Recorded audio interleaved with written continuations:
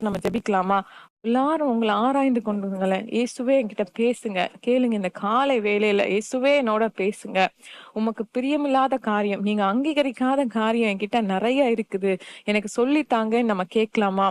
தகப்பனே, ஜெபிக்கிற ஒவ்வொரு பிள்ளைகளுக்காக நாங்க ஜெபிக்கிற ஆண்டவரே, அப்பா இந்த வேளையில ஜெபிக்கிற இந்த நேரத்துல ஆண்டவரே, அப்பா நீர் அங்கீகரிக்காத காரியங்கள் எந்த விஷயங்கள் இருந்தாலும் ஒவ்வொருத்தருக்கும் ஆண்டவரே நீங்க அத விலக்கி காட்டுங்க ஆண்டவரே. நீங்க காட்டுங்கப்பா.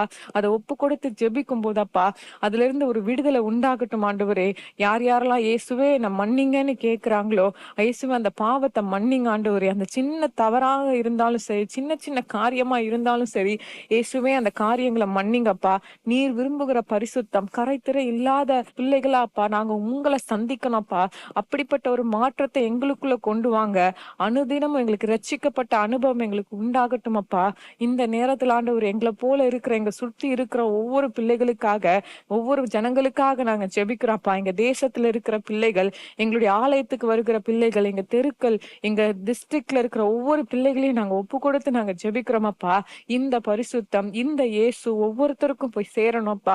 இயேசுன்ற ஒரு இரட்சகர் இருக்கிறார். அவர் நமக்காக பரிதபிக்கிறார். நம்முடைய பாவங்கள அவர் சுமந்திருக்கிறார் சிலுவையில. நமக்காக ரத்தம் சிந்தி இருக்கிறார்.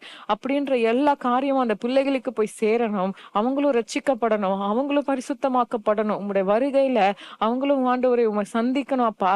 அப்படிப்பட்ட மாற்றத்தை எங்க தேசத்துல உருவாக்குங்க. நாங்க இருக்கிற சமுதாயத்துல நீங்க உருவாக்குங்கப்பா. எங்க ஜெபத்தை நீங்க கேட்கிறதற்காக ஸ்தோத்திரம். நீங்க பதில் கொடுத்து விட்டதற்காக ஸ்தோத்திரம். இயேசுவின் நாமத்தினாலே ஆமென். நம்ம இன்றைய தினம் ஜெபிச்சிருக்கிறோம். இன்றைய தினத்திலிருந்து இயேசு உங்களோட இருந்து உங்களை வழி நடத்துவார். இயேசுக்கு இடம் கொடுங்க.